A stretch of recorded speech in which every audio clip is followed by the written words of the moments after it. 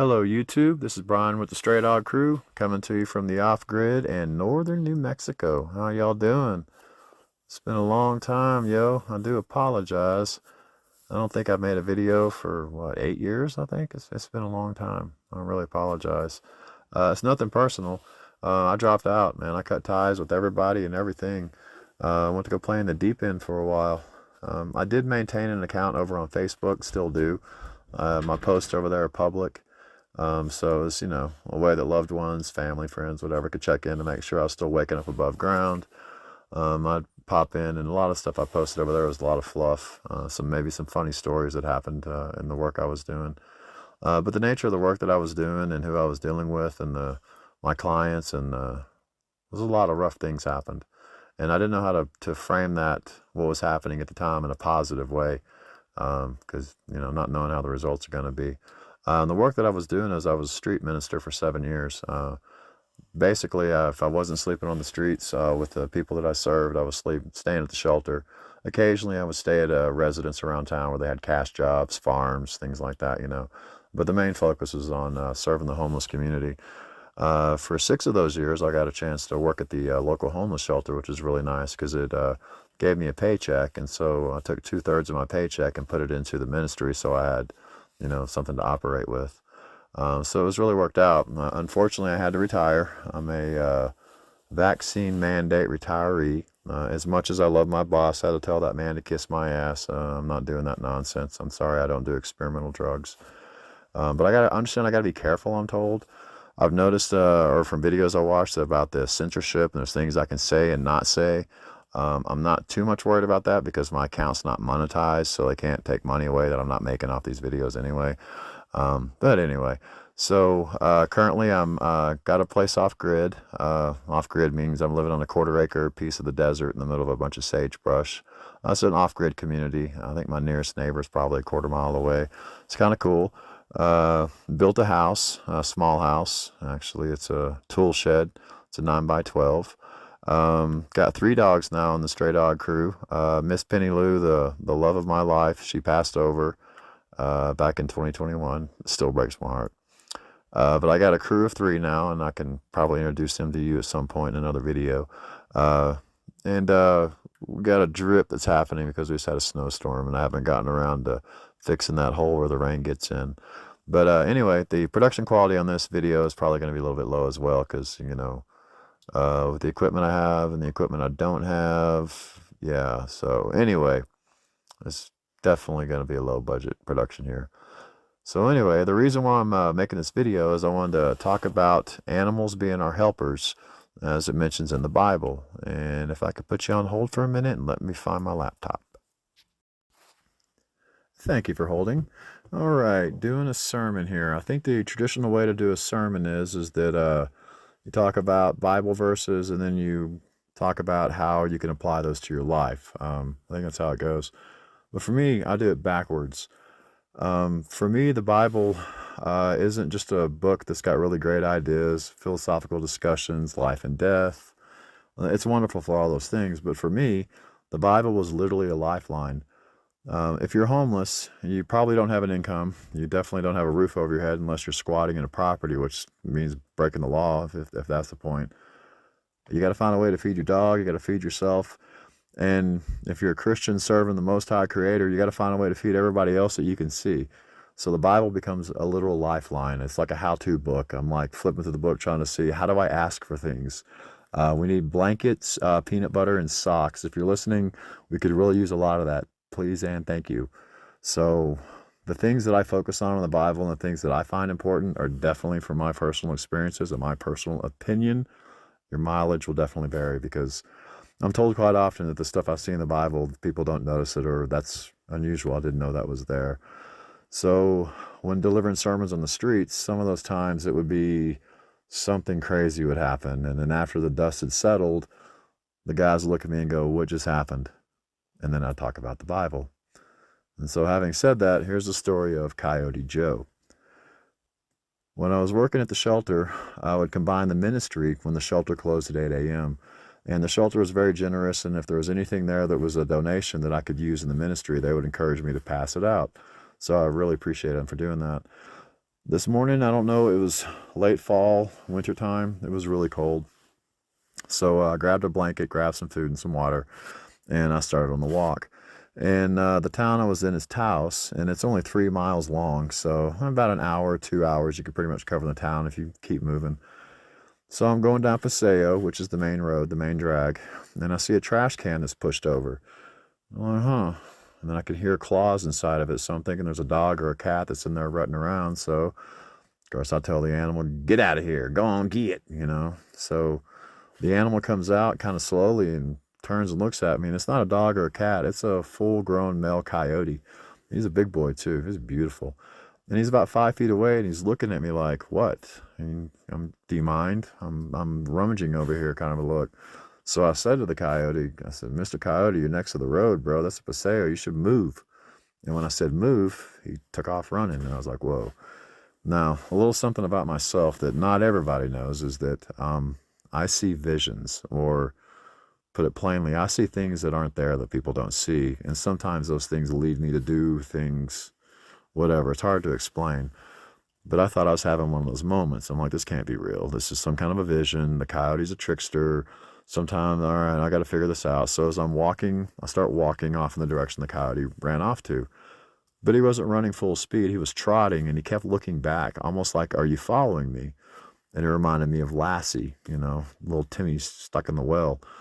So I'm like, okay, this is really strange. And so I'm observing what the coyote's doing, and he runs to the top of the hill. That's a hippie hill is where he ran to the top of. And then he sat down like a dog. I'm like, what? Oh, what is... He looked at me. He looked to the south. He looked back at me.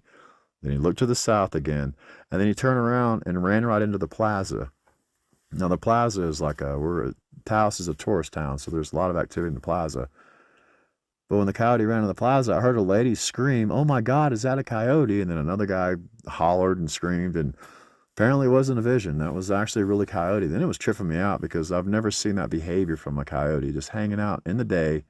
It was in the morning, but it was still in the day next to the main road. I mean, and they ran through the plaza. I mean, they found a rattlesnake in the plaza, but I've never heard of a coyote bum rushing the plaza that way. But anyway, so I made my way up the hill, and I stood where the coyote was sitting, and I looked around, and I looked to the south. I saw a body laying in the grass. I was like, oh man. So I ran over. And I looked down, and it's a guy that I'm going to call Joe. Oh, Joe. Joe, pardon my French, was a real son of a biscuit eater, man. He was a real nasty fellow. He used to fight with other homeless people. He would cuss locals. He would make fun of tourists.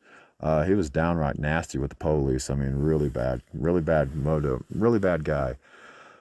So I look down. He's only wearing a t-shirt and blue jeans. He's got shoes on too.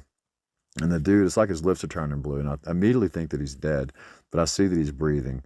So I pull the blanket out while saying his name. He's not waking up. I throw the blanket on top of him. And then I start kicking him. I stand up and I start kicking him in the feet.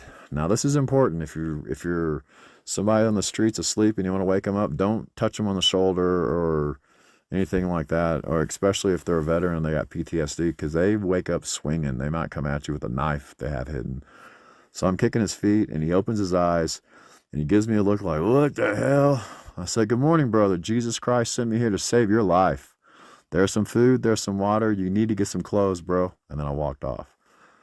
So it was kind of an interesting thing happened afterwards, because we would hear Joe up the road cussing and screaming, and I'd be walking with somebody, they'd be cussing him out, and he'd look at me and he goes, how are you doing, sir? He was super nice to me, which is really nice. But that's an example of animals being the helper, because it's, how do I explain this? The animals follow the direction of God, and I'll point this out here in just in a second. They belong to Him. They don't have what we call free will, according to the Bible anyway. They follow the direction of God. Now the difference, or the exception will be domesticated animals. Your pets, livestock, anything like that. They're kind of look at you like you are God. But we can't blame the animals, because you are created in the image of God. So we can excuse them for getting confused. But if you're acting on behalf of God, so they're not going to be a true indicator of what I consider visions from God, because God controls the animals. And like I said, I'm getting ready to talk about that right now. And it's not a commanding thing. It's not. I don't command animals. It's literally completely random at unexpected times. I will see something or notice something, and it strikes me odd. And if I follow that situation, if I go the direction that particular bird is flying, just to be curious, sometimes it leads to coincidences. The coincidences lead to more coincidences, and then bam, something really awesome happens at the back end of it. So let me go ahead and pull up these slides here. I don't have a microphone on my laptop, so I'm doing little pictures. It's kind of crazy, but I'm trying to. Let's just say chicken wire and duct tape is making this video. So, all right, here we go. The scriptures to support. So, I'm suggesting that animals are here to help us, and if we're in good with God, if we're doing God's work in particular, if you're trying really hard, that God makes things easier for us in our everyday life. And one of those ways that he could make it easier for us is through the animals, which are specifically stated as being our helpers. So here in Genesis, in chapter 1, verse 28, basically God is giving direction to mankind. And if you notice, I've highlighted the areas here, and it says we are to have dominion. This is Adam and Eve, the first humans, are told to have dominion over the fish of the sea, over the fowl of the air, and over every living thing that moveth upon the earth. Now, this is the King James Version, and I use the word dominion. Dominion was, the word you'd probably use in 16th century England. But the Hebrew word is more of caretaker. Like we're kind of taking over for God, because God on the next day rests, and we're supposed to look after the place. So we are told basically, and this is in the original Hebrew, that we're the caretakers. We're supposed to take care of things. And then we go into the second chapter, Genesis 2, chapter 18 and 19. God is saying that we need help, that we as man needs help. And in this, he's talking about Adam. Eve hasn't been created yet. It's kind of weird how chapter 1 and chapter 2 work, and I'll go into that to a video later, kind of explain what I think's going on there. But so in 2:18, God says, I need to make help for him. So God formed every beast of the field and every fowl of the air. And in highlight, it says he brought them unto Adam to see what he would call them. And so Adam named all the creatures. Now that's very, very powerful what's happening here, because God says, I need to create animals specifically to help this guy. Okay, this guy's by himself. He's got to take care of the whole planet. I mean, the whole garden, however you want to perceive it, but the dude needs help. So God creates these little employees, these little helpers for Adam. And then he brings them to Adam and says, what are you going to call them? And this is not just simply a naming. He's not just picking these names out of the air. In Hebrew, the name often describes what the person or the animal does. A great example is Jesus. Jesus in Hebrew is Yeshua, and Yeshua means Jehovah will save, and that's what Jesus does. He's the Savior. That's his name describes what he's doing, and it's also his name. And another example is Caleb, like Joshua and Caleb. Caleb means to bark. Caleb means dog. So Adam is actually naming the animals, which means that Adam is giving them their job descriptions. He's giving them what they're supposed to be doing by giving them the names. It's a Hebrew thing, but that's what's going on here. So here we are, we're in the garden, we're in the paradise, and so we have our little employees, and Adam has helpers. Well, later on in the story, of course, Eve is created because the animals aren't quite cutting it. They're not as helpful as Eve is by far. So in chapter 3, we have the fall, and then out of the garden. Going to chapter 6, this is where the sons of gods come down. You hear about the Nephilim. Things get really sideways on the planet, God's very unhappy. So he's noticing the wickedness of man. This is in Genesis 6, verse 5, that every imagination in our heart was evil. Everything, that's all we thought about was evil. And that was corrupting the world, because we have influence over the world. We are made in the image of the Creator. The Creator's not here right now, so we're taking over for the Creator. And because of what's going on with our hearts, the world's getting really messed up. And look out your window, you can see it's still a problem. And the next verse in 7, God says he's going to destroy man whom I've created from the face of the earth, both man and beast, and the creeping things, and all the fowls of the air. Not only is God going to take out mankind, God's taking out everything. He's done with it. It says here that he repenteth. He's done with it. He's changed his mind. If you look a couple of verses down in verse 12, you see that all the flesh had become corrupted upon the earth. All the flesh, that includes the animals. So because we failed in our job, it screwed up all the animals. And so God basically saying, I'm going to have to start over again. And in verse 13, that's what he's telling Noah. He's like, I got a plan for you, Noah. You're a good guy. And we're going to collect up some of these animals. And we're going to get rid of everything else. So we have the flood story. Everything happens there. And at the end of the flood, when they come back to terra firma, the flood waters have abated.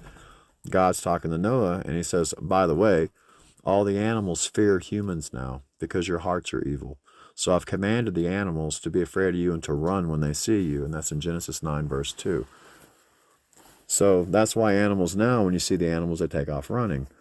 But the animals were still originally created to be our helpers. And as long as our hearts aren't evil, the animals will still help us. And this is going on a lot of assumptions. And the assumption is you're in good with God because God controls the animals in complete control. And I can give you a couple of examples here. And one example is often an urban myth. And when people talk about the flood story, which is a story, and we're talking about how did Noah go around the world and collect all of the animals? There's hundreds of thousands of them. And I'll tell them Noah didn't collect the animals.